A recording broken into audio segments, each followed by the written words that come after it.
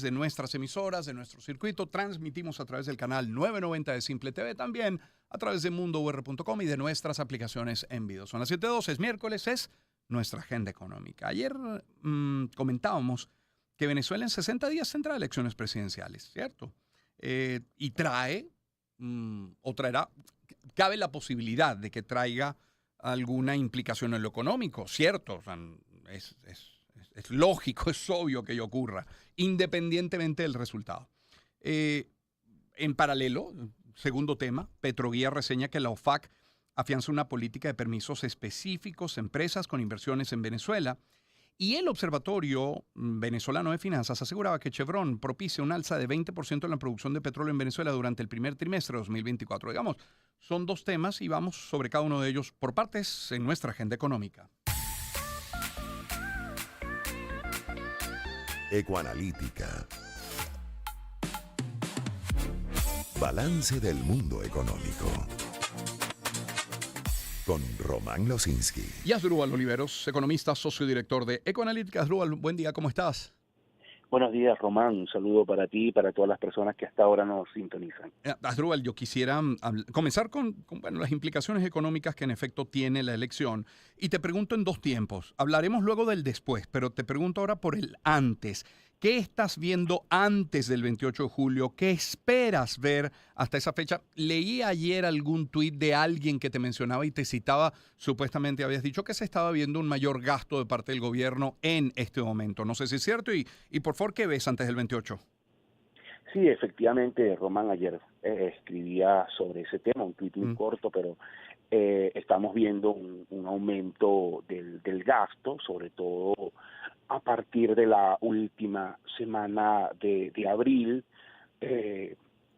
Como lo he señalado antes, ese aumento de gasto se corresponde a niveles superiores de lo que hemos visto en los 6 meses previos, ¿no? Una ejecución de gasto por encima del promedio, que por supuesto está generando en este contexto impacto pues en la dinámica de actividad. También hay una respuesta en términos de ventas, sobre todo para los sectores o prioritarios que son alimento, medicina, cuidado personal, pero también la contrapartida, más inestabilidad en materia cambiaria.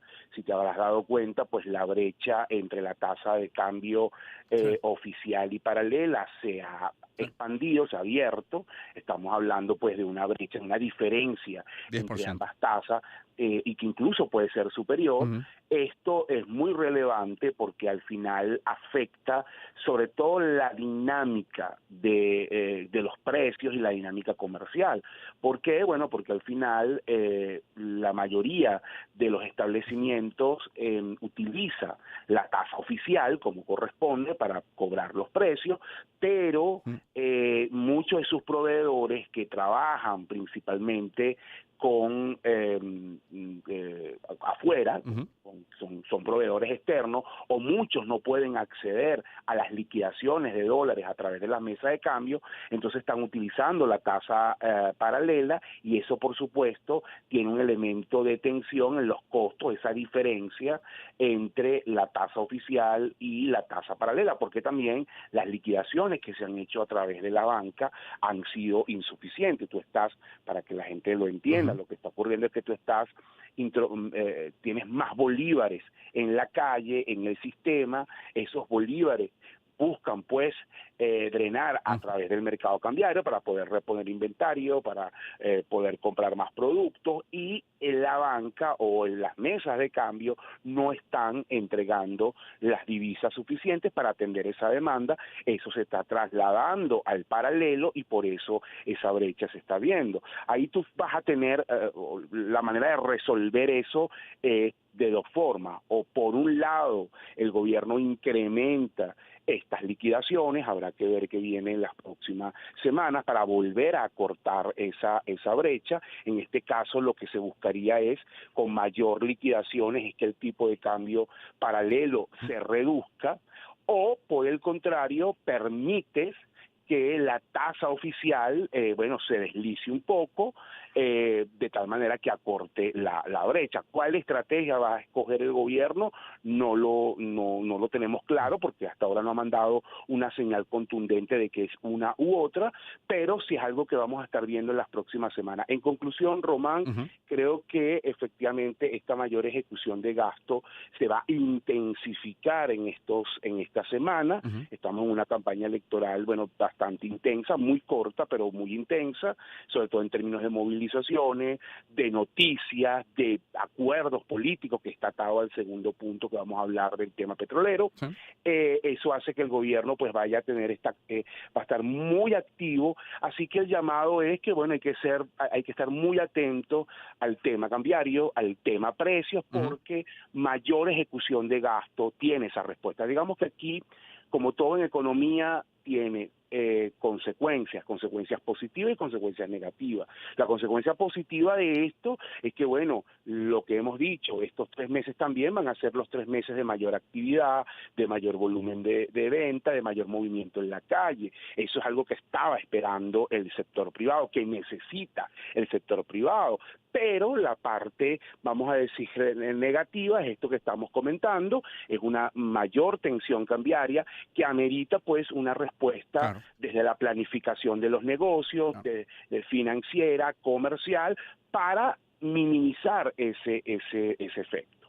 Ahora, para ese aumento del gasto en los próximos 60 días antes de la elección, uno se podría preguntar, ¿qué flujo de caja maneja el Ejecutivo? Yo no sé si el origen de los fondos sea casi que el santo grial, si sea posible descubrirlo. No sé si sea posible una aproximación, pero viene más del petróleo, viene más de los impuestos. ¿Es que hay ahorros? ¿Es que todavía quedan colchones como aquellos del millardito? ¿De dónde viene ese dinero? Fíjate, Román, es una mezcla de dos sectores típicos, ¿no? Tú lo has mencionado, el tema petrolero, obviamente, hay un flujo que viene de allí, aunque en estas últimas semanas, por la eliminación de la licencia 44, se ha complicado un poco, y por supuesto también un flujo interno de aumento de impuestos que es bien significativo. Si tú comparas la recaudación de impuestos por allá, por el año 2019, 2018, el CENIAT estaba recaudando en torno a $100 millones diarios, extremadamente bajo.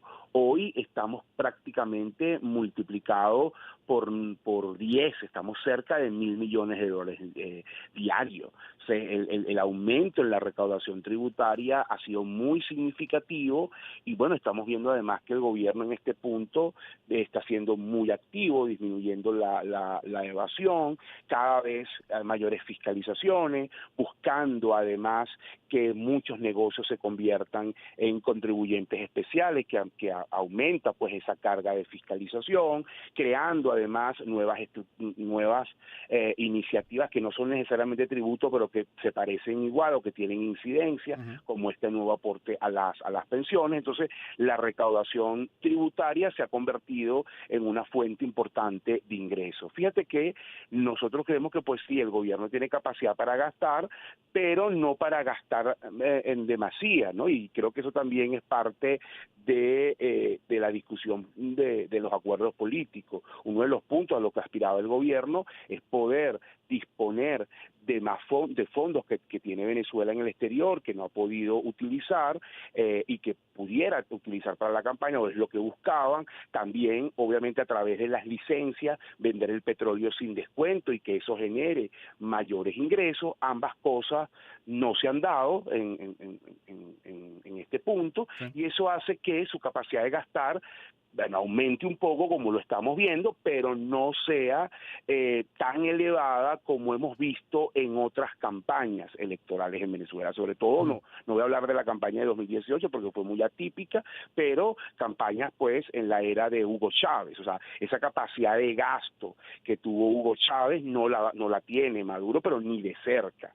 Y eso, por supuesto, también tiene efectos en popularidad, en la capacidad de recortar la brecha que muestran las encuestas. Yo creo que esa es una de las razones por las que se escogió un periodo de tiempo tan corto de campaña, porque tú no puedes tener esa mecha encendida, o sea, no tienes para mantener esa mecha encendida, para hablar en lenguaje coloquial, por mucho tiempo. Entonces, sí hay aumento de gasto, porque el gobierno venía con una política muy restrictiva, pero ni de cerca es las campañas que hemos visto en el pasado, ni la capacidad de gasto que hemos visto en el pasado del gobierno. Estamos ante muy limitado, y justamente ese gasto, bueno, está siendo muy focalizado. Es un gasto que principalmente se está centrando en bonificaciones, en intentar afianzar la capacidad de movilización. Si tú te das cuenta y haces seguimiento a este tema, miras que, por ejemplo, hay temas de créditos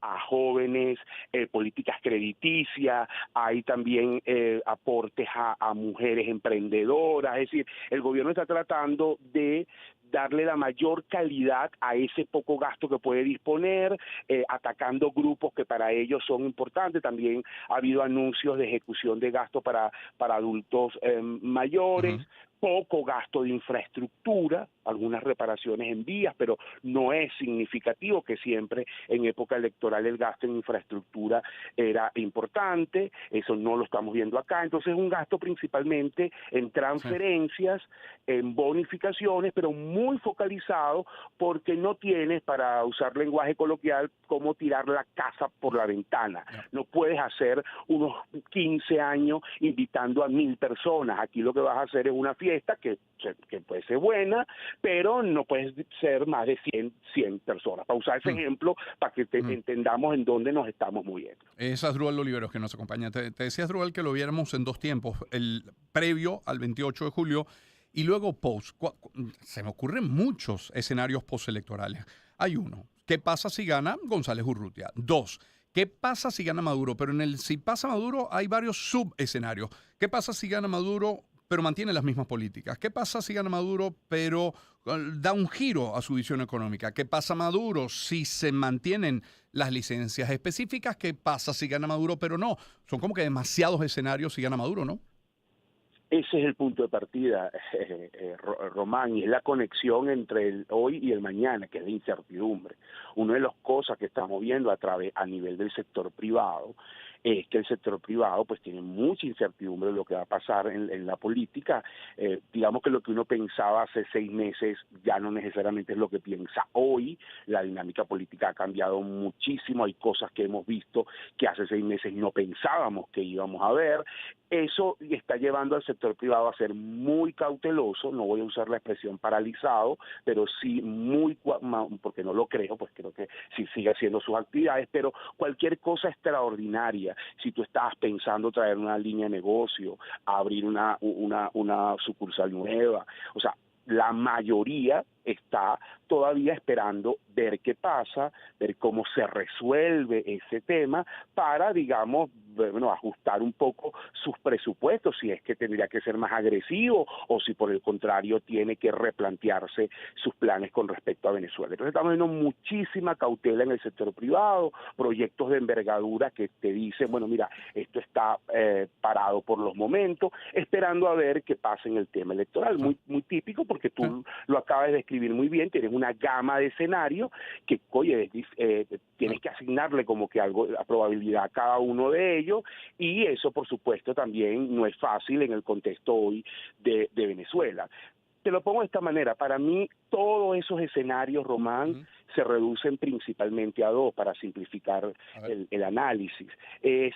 Vamos a tener un resultado electoral que sea reconocido no solamente por los actores internos, gobierno, oposición, sino también por los externos, comunidad internacional, y dentro de la comunidad internacional con especial importancia Estados Unidos, no porque sea más que el resto, pero es el que te impone las sanciones petroleras, y por lo tanto eso también es una llave de cambio importante, por eso es que lo menciono. Y el otro escenario es, bueno, la elección va a ser disputada, vamos a seguir profundizando el conflicto político en el sentido de no se reconoce adentro ni afuera, y por lo tanto seguimos en esta dinámica donde, bueno, Venezuela sigue siendo un país aislado, sin capacidad de levantar fondos, sancionado. Entonces, ese es el dilema que tiene Venezuela enfrente. Ujú. Tenemos un resultado, independientemente de que sea a favor del gobierno o de la oposición, que disminuya el tema político. Yo sí creo que más allá del resultado, aquí va a tener que continuar un proceso de negociación, porque bueno, la dinámica que vive Venezuela es extremadamente compleja en ese sentido y no se resuelve necesariamente con el resultado de la elección. Más bien eso abre un conjunto de elementos que son importantes a analizar y que se van a tener que negociar, pero no es lo mismo, oye, si eso es reconocido, si yo empiezo un proceso de levantamiento de sanciones, si me puedo volver a sentar con los organismos multilaterales, si puedo iniciar un proceso serio de reestructuración de deuda, y entonces la capacidad de Venezuela de recuperar, de levantar inversiones, sobre todo en sectores donde tenemos ventajas, petrolero, minero, energético, augura unas tasas de crecimiento más elevadas y permitan una recuperación más rápida de la calidad de vida de la gente, ¿no? Ese es el punto. Sí. O, no, mira, seguimos, bueno, hubo un resultado, aquí no se reconoció, Estados Unidos dice que las sanciones se mantienen, la mayoría de los países mira para otro lado y no hay un reconocimiento explícito de ese resultado. Entonces no es que Venezuela, bueno, va a caer en una crisis como del 18-19, tampoco soy catastrófico, pero el problema que va a tener es una economía muy lenta, o sea, una economía que pierde su capacidad de crecer, que el crecimiento es muy lento, muy focalizado en pocos sectores, como los hablamos hace algunas semanas, y que por supuesto no garantiza bienestar para la mayoría. Entonces, simplifiqué un poco todos los escenarios que tú planteaste, porque para mí el meollo del asunto es ese, ¿no? Que vamos a tener en la elección y cómo se va a interpretar ese resultado, y si es el comienzo, ojalá aboguemos por eso, de la solución del conflicto político, o por el contrario, bueno, lo profundiza y lo mantiene, y entonces el escenario económico no es el mejor. Y un último punto ya tiene que ver específicamente con el tema petrolero. Esas Asdrúbal Oliveros que nos acompaña en la agenda económica. ¿Cómo interpretas estas licencias que se han venido renovando en el sector petrolero? ¿Las ves como un incentivo para llegar a acuerdos antes del 28? ¿Crees que independientemente del 28 se puedan mantener en el tiempo? ¿Podrían revertirse? O sea, ¿qué tan pragmático es a los Estados Unidos con respecto a sus necesidades? Porque también están en año electoral. Mira, yo creo que es obviamente tiene que ver con el tema político, Román, es decir, es parte de la negociación y es parte de por qué, bueno, no se han tomado decisiones más drásticas que muchos analistas esperaban con respecto al candidato opositor de la unidad y otros elementos ligados a la unidad, ¿no? O a la candidatura de la oposición. Entonces, eso habla de que esa negociación política sigue estando presente. Ese para mí es un punto positivo, que no le deje una patada a la mesa y que la negociación siga. Y ese otorgamiento de licencia es como una especie, como dicen los americanos, de un second best. No es lo mejor, no te renové la licencia 44, no te di los fondos que están represados, porque tú también, bueno, algunos elementos de la negociación creo que no se cumplieron y por lo tanto yo no respondí dándote esto, pero te doy estos elementos o permito esta operatividad donde el sector petrolero venezolano siga teniendo dinamismo y donde la actividad se pueda operar. Son licencias además que algunas de ellas me parece súper positivo que los plazos de otorgamiento son de hasta 2 años, eso incluso te pone un elemento, un lapso de tiempo mucho más largo de lo que es esto que estamos hablando, elección, resultado, incluso elección americana. Entonces eso también es un punto positivo. Por supuesto que porque el gobierno no puede estar del todo contento, porque esas licencias, su impacto, hablemos específicamente, flujo de caja, no lo sientes necesariamente ahorita, que tú en estos 2 meses que tú necesitas ese impacto.